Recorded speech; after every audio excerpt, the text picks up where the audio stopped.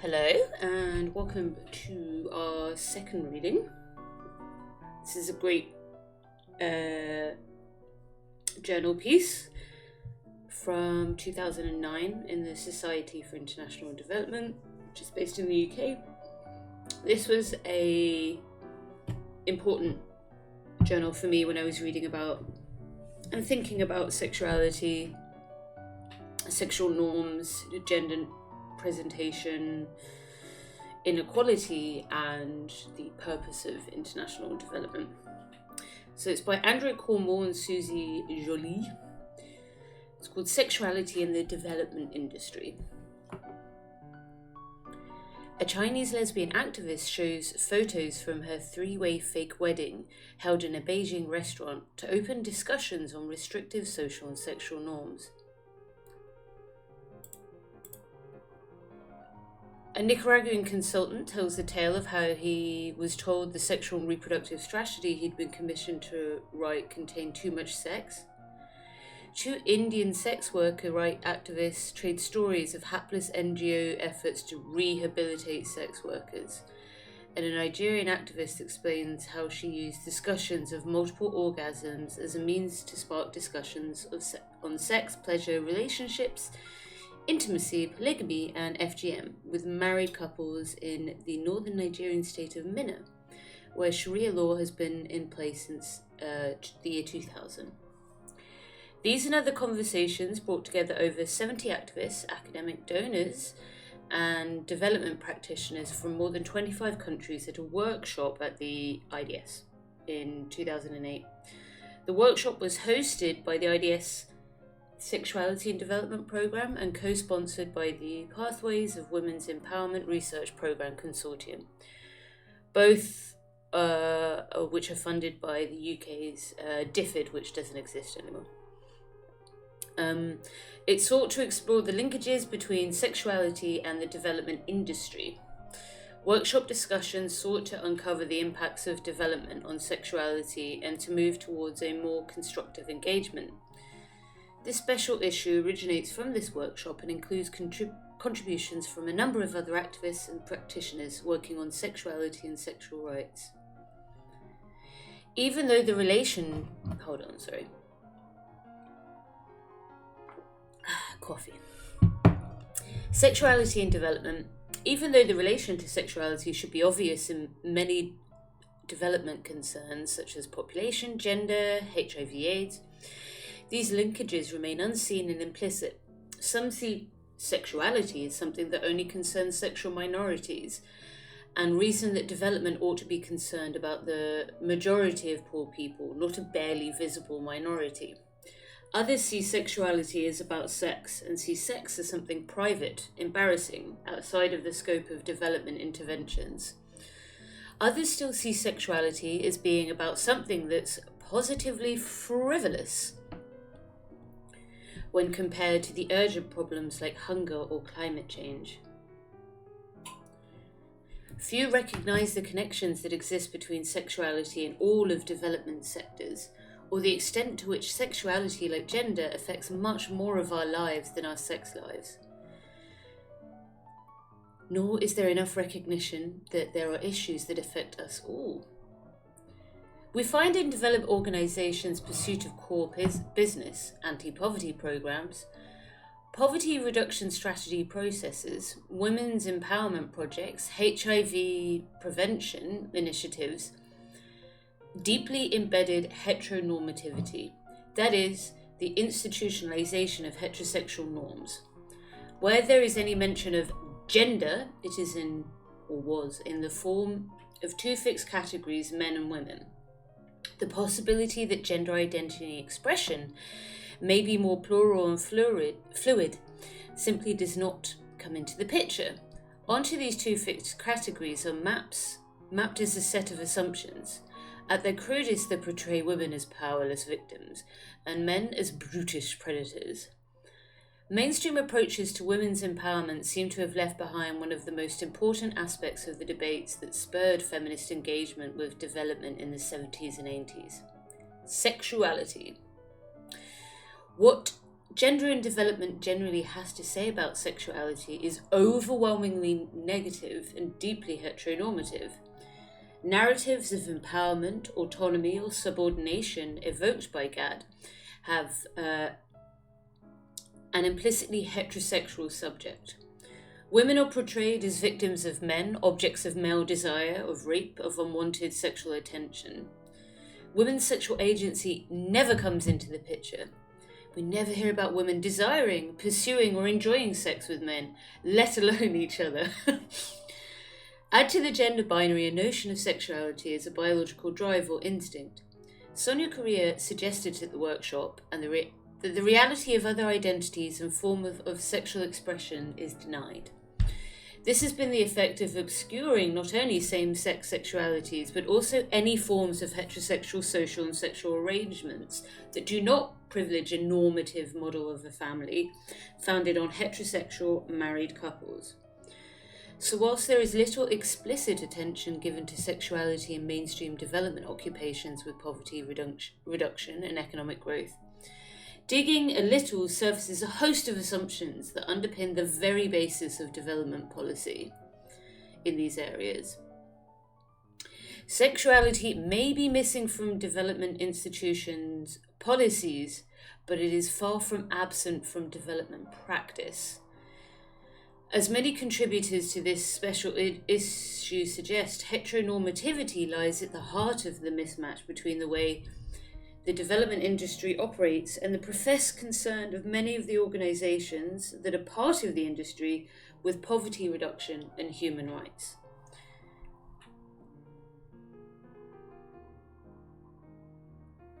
A theme that surfaced time and again at the workshop was the material power that the development industry was able to exercise, and the extent to which the way funds and funding in this field were as much a part of the problem as a means of providing solutions. On the one hand, participants urge a realism about the limits of development. Development is not just good humanitarians helping each other. It operates with its own economic agenda.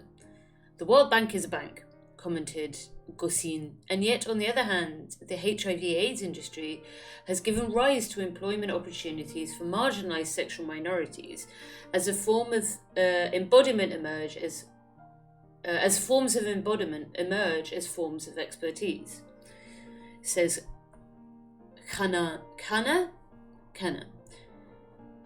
Funding has shaped the field, focusing engagement with sexuality on regulation and risk management. Sexuality is framed as a problem by an industry driven by the search for technical fixes and magic bullets. Analysis of the political economy of funding draws attention to the extent to which ideology rather than evidence drives programming and policy. This has been especially evident in the relation to the funding provided by the US and other influential conservative forces, including Christian religious organisations. But sadly, it is the case that even the most progressive donors have at times, wittingly or unwittingly, contributed to undermining rather than support the greater justice and equality in relation to issues of sexuality. Kana captured these dynamics, describing the anti-trafficking lobby as the articulation of the anxieties of upper-caste heteronormativity over sex, in an alliance with US and Western European governments. Moral panic over migration. One of the consequences is that sex workers' own strategies for addressing trafficking, such as boards set up by sex workers to regulate the industry locally, undermined by those who sponsored raid and rescue missions that simply provide a further excuse for harassment of already stigmatized and marginalized sex workers. Heteronormativity, a development issue. All of us are affected by norms that sanction particular forms of sexuality. Jackson, 2006. These norms may include active prescriptions of alternative forms of sexual expression, as in countries where same-sex expression is stigmatized and illegal. Pereira explores how heteronormativity regulates heterosexual relations as much as homosexual. For example, through traditional gender arrangements, such as men's right to sexual access to women, in contrast to women's monogamy. Seal observes that the implications of heteronormativity can be troublesome for heterosexuals, as troublesome for heterosexuals as those with other sexualities. And there are also more subtle pressures to conform. Sharma's contribution makes the important point that for many of us, conformity and non-conformity may go hand in hand. In some contexts, with some people, we may find ourselves conforming completely to match expectations and find favour, whilst in others we may actively and openly contest what we perceive as repressive social norms. Some people can choose whether to conform or not. Others are forced to choose particular kinds of relationships or forms of sexual expression because there are no acceptable alternatives in the societies in which they live. What are the consequences of heteronormativity for development? The heteronormativity of the development industry means people whose sexualities don't conform to the heteronorm are excluded from development's purported benefits. They may suffer further exclusion and stigma as a result of the industry shoring up inequality, inequitable sexual and social norms. The invisibility of those with non-normative sexualities, and especially of lesbians and female-to-male transgender humans, translates into an abject failure to follow through with the commitments many development agencies make to human rights, non-discrimination, participation, and empowerment. Those with non-normative sexual and gender identities may be actively marginalised from many forms of employment, where they're able to enter mainstream employment subject to sexual and moral harassment. They may be subject to sexual and moral harassment. From a poverty perspective, as Giuseppe Campuzano's article points out, Peruvian transvestis, which people who transit between genders and are not categorized as male, female, or indeed transgender, are confronted with multiple dimensions of deprivation that are linked to their stigmatized status in society. Where development agencies naturalize rather than challenge heteronormative assumptions about women, men, families, and work, those who don't fit the norm lose out. At this workshop, Kate Bedford shared her research on the Argentinian World Bank funded Family Strengthening and Social Capital Promotion Program, showing how the turn to promote families in neoliberal anti-poverty programs actively affirmed conservative social norms. Amy Lynn's article in this demonstrates that the implications of these framings of what is intimate have ramifications that go well beyond the personal. When non-normative individuals or families are left out of policies, their invisibility on paper translates into myriad forms of symbolic and material violence against them. And I would argue, in addition, poverty and the poverty of communities around them that are normative as well. Even in areas of development work, where we might have expected a more progressive approach to sexuality, heteronormativity holds sway. Where HIV interventions come to be modelled on idealised representations of normative sexuality than on actual lived sexualities, they are obviously going to miss the mark. We find in some area of AIDS policy and programming a heteronormativity that weaves together moralising with fundamental failures to grip with the complexity of people's lived sexualities. We find in gender and development unhelpful gender myths and essentializing views about women and men's sexualities that deny any women's sexuality, fail to address men's vulnerability, and ignore transgender humans altogether. These stereotypes echoed and reinforced in HIV prevention discourses. Barner and Patman's contribution highlight the extent to which unhelpful myths and stereotypes are reinforced in education about HIV that stresses sexual irresponsibility and abusiveness of men and vulnerability of women.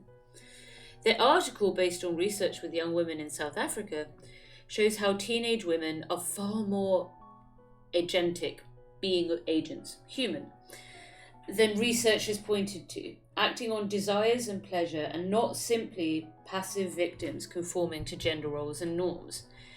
Prevailing HIV prevention discourse emphasizes predatory men and assumes that women are victims of male irresponsibility. This, as the study shows, can have the effect of making it difficult for girls to carry condoms, wear what they like, or talk about their sexual desires.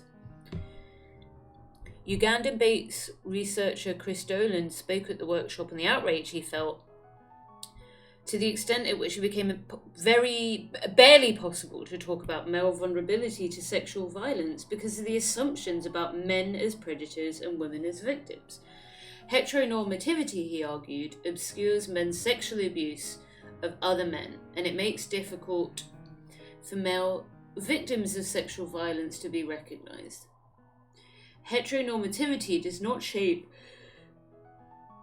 the external face of development. It is just as pervasive within the heart of the industry, in the everyday lives of its institutions. Williams' article addresses difficulties faced by staff members whose sexualities do not conform to heteronormative sexualities. Despite the existence of supportive policies on LGBT employment in DFID, the staff who are LGBT experience myriad forms of discomfort and exclusion, less because of overt homophobia than heteronormative organisational culture. And the kind of commitment to sexual diversity found in HR does not translate to external policies and programmes. Enter the word lesbian into the search box of any international development agency, and if anything comes up, and for many the search yields a blank, it's HR policies rather than initiatives or programmes. Williams' article underscores the need to make issues of sexuality as much a matter for heterosexuals, who assume that everyone is heterosexual, as for minorities who experience exclusionary effects of heteronormativity in these institutions and the work that these workers do.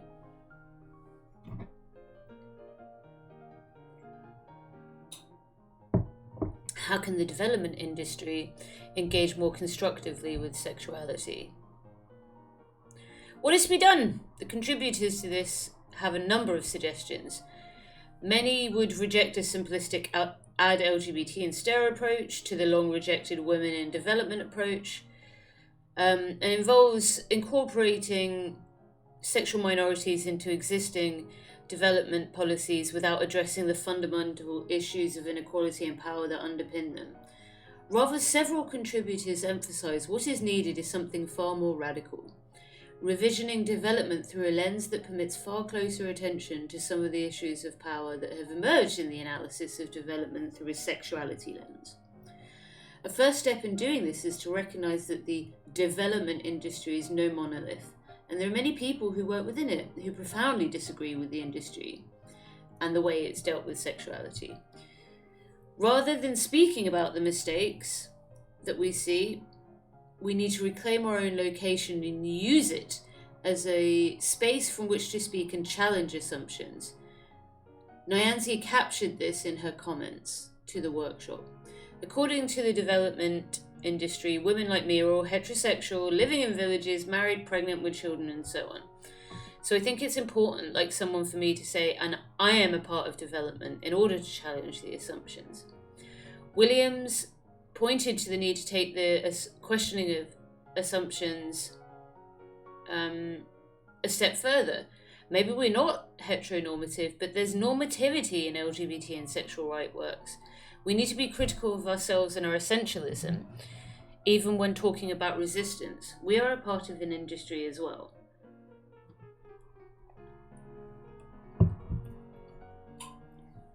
Reclaiming development as a space for activism, in which one with a positive approach to sexuality is something that we and other activists can demand and make possible. And it allows us to view the industry in an entirely different way. One lens through which development can be re-envisioned is that of a focus on pleasure rather than on misery and harm. There is an obvious connection between sexuality and pleasure, rather than on misery and harm. Although sexuality is far more than sex, as Perea emphasises, it seems obvious that pleasure should be at the heart of making sex safer. Yet, as Najlis points out, in the context of Nicaraguan organisations working with HIV, there is a tendency to stress problems and risks and downplay the pleasures of sex, which ignores the realities of many sexual encounters and thus makes for ineffective prevention. He argues as long as the industry in Nicaragua does not take these elements into consideration, its efforts to improve people's quality of life will continue to have limited effects and reinforce negative sexual stereotypes. Addressing these issues is a focus for Women for Human Rights New Ways in Turkey and a coalition for sexual and bodily rights in Muslim societies, as Amado's article describes. Pinar Ilk Karasan wrote at the workshop of the WWHR's education program, in which models on sexuality and sexual rights affirm sexual pleasure as a human right. Akanova from Increase in Nigeria talked about the skepticism she had been greeted when they began to work with the right to pleasure. There were people who believed that we couldn't talk about sexual pleasure. They said, how can you justify working on pleasure when we have a high rate of maternal mortality? You're wasting your time. You should be focusing on saving the women who are dying. But I was convinced that we could do this delicate work that was sometimes criminalized. I was convinced that if we could discuss women's sexual pleasure, we could discuss anything. Nair and Pillpots of the Pleasure Project started to compile examples around the world of initiatives that used pleasure as an entry point for making sex safer.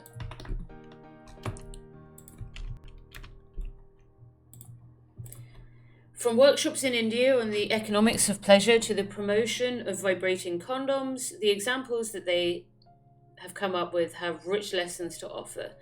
The article reflects on the possibilities. Pleasure-based preventions have found unlikely allies and success in the most unexpected places. Getting over erotic phobia may take persistence, but their work shows how much the results can pay off.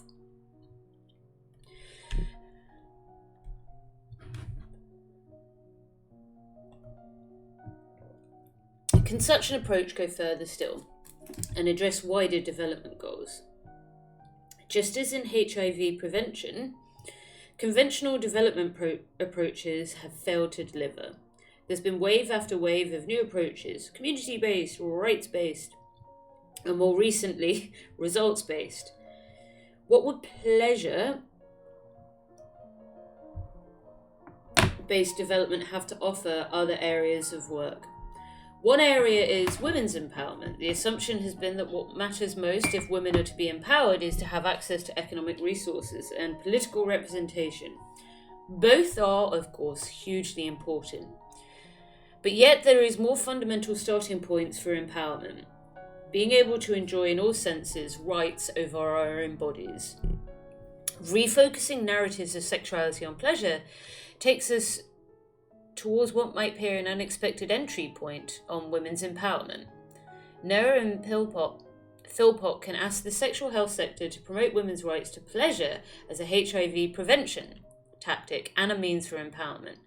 They cite Akan Over, who argues if this delicate taboo thing, sexual pleasure, could be negotiated by women, then almost anything can be negotiated, and contend that women's pursuit of their own sexual pleasure is a pathway of empowerment. Women's exploration of sexual pleasure has led some of the women Increase works with to happier and more equitable relationships with their husbands, whilst others report it has started a process to get them to leave husbands who were not giving them what they wanted in life, let alone in bed. Such a pleasure-based approach also offers the prospect of restoring to all people the right to seek a pleasurable sexuality, including people whose sexualities are denied, such as people living with HIV, disabilities, and older people. Otwoma, Opayo, and Cephas article shows how HIV prevention messages keep targeting negative people and to keep them negative, HIV negative. And it gives positive people the message that they should stop having sex altogether. All too often, they argue, these kinds of messages stigmatize, exclude, and abuse HIV-positive people and deny them a right to their sexualities. Leaving HIV positive people out, treating them as if they are beyond prevention, leads to inadequate strategies that can end up reinforcing prejudice and stigma. Where HIV positive people have got involved in prevention, they have broadened the frame beyond the narrow and highly normative approaches that have come to characterise HIV prevention. They've brought into the debate a concern with sexual and reproductive rights, including a right of HIV positive people to sexual pleasure. Focusing on pleasure brings attention to positive, joyful aspects of sex and sexuality. Yet, as the workshop participant point out, it has its own danger, one of substituting a constraining norm for another. Let us not set up a new norm that sex is good and we should all have it. What about people who get pleasure elsewhere and those who are celibate by choice? Their concerns are making pleasure a new orthodoxy. Questioning categories and asserting rights. As Sonia Carrera and others at the workshop remind us, what we know from research on sexualities is that people's sexual identities are almost endlessly fluid, changing over the course of their lifetimes. In different contexts or relationships, they defy easy categorization. Traditional LGBT politics depends on identification with a category. To claim these rights, people need to define them as LGBT or T. LGB or T. Add Q for questioning as well for queer, and the whole process of category begins to unravel. But there is also creativity to the political uses to which labels can be put that need to be recognised. As new sexualities come to be created, people are able to put themselves to use politically. The power of labelling is not easily subverted, but where those who are labelled have contested the way that they are represented and claimed other labels, such categories have gained political salience.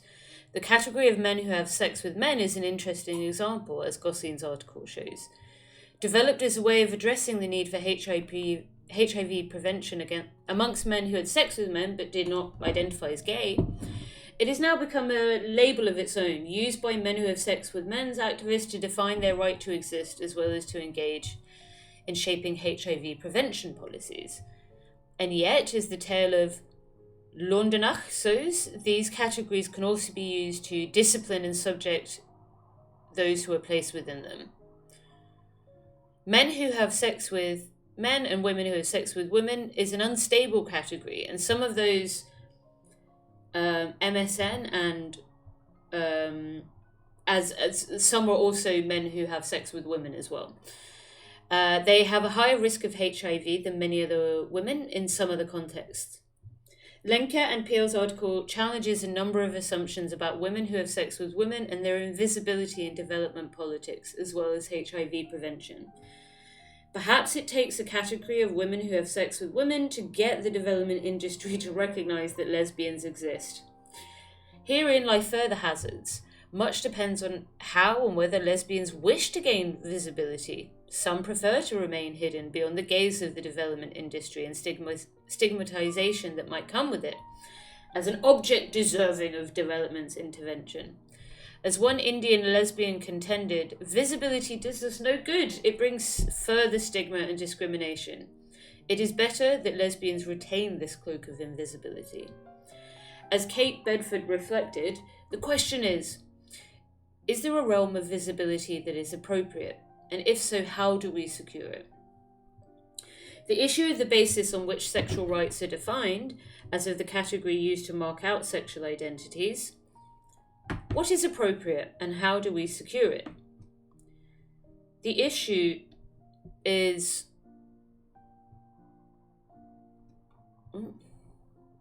on the basis of which sexual rights are defined, as of the categories used to mark out sexual identities, which raises a broader issue. Development agencies' efforts to address what they perceive as wrongs can cause further harms. As the dialogue between sex workers, activists, Bandhoi Pandhai, Yai, Overs and Senshu so powerfully illustrate that there is a massive gulf between what actually works for people and what development agencies think can help them. The tale of the transgender sex workers who ends up doing more sex work to feed the cow she is given for income generation says it all. Who are the experts here? Hint, it's people on the ground. They know their lives better than you. Chinese activist Zhao Peihe gives an example of an alternative way of doing things. She describes how, together with a group of friends, she set up the first Tongzai queer hotline in China just over a decade ago.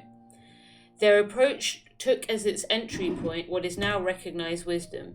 We did not invite outside people. We were all the experts on our own issues. It is a simple point that one advocates of participation in It is a simple point, one that advocates of participation in development have been making for decades.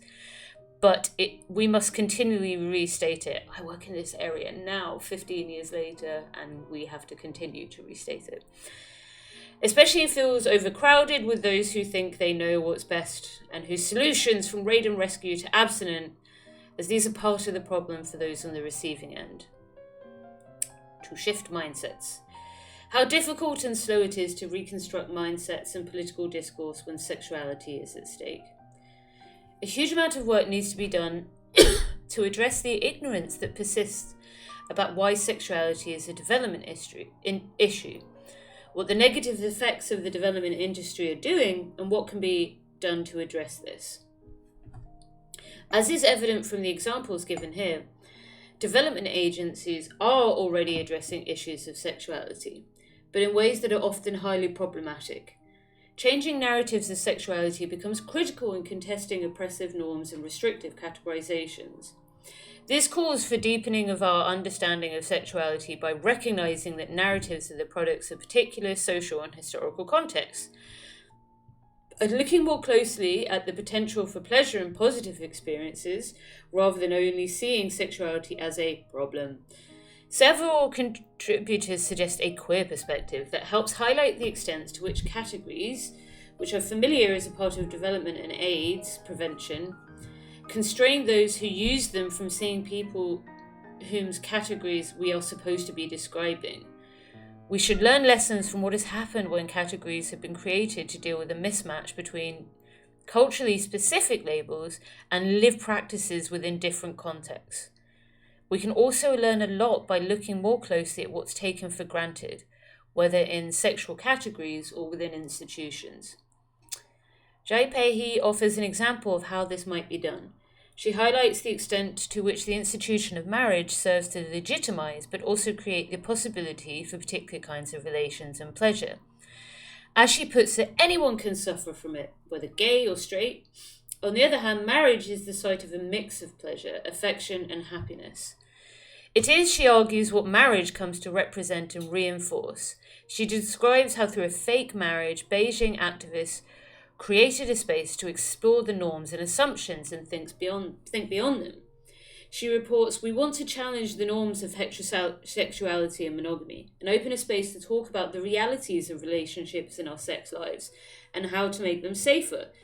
The conclusion, we can create our own form of relationships, in spite of what social norms say about gender and sexuality. The development industry appears to offer little scope for love and joy, for laughter, or for any form of pleasure, let alone sexual fulfillment. And yet all of this is what makes us fully human, and which constitutes the well-being, freedom, and human rights that many development practitioners would wish everyone is able to enjoy. The way the poor are represented in development discourse, it would seem as if they would want nothing more than the means to feed themselves and support their heteronormative families. But this is not the reality of most people living in poverty the world over. Denying people the possibility that development could mean for them a better life in all respects is to do them an injustice. It is not just that sexual rights are fundamental to any other rights. After all, without rights over our own bodies, we can't enjoy the most basic of human rights. It is that for all of us, whether we are rich or poor, however we define ourselves in terms of gender and sexual preferences, sexuality matters. It matters because the norms that constrain and enable certain forms of social as well as sexual expression affect every single one of us. Rather than allowing norms to define how the development industry engages with sexuality, we need to build that engagement on a foundation of respect for difference, fairness, and freedom. Norms that should be the heart of what most of us would like development to represent.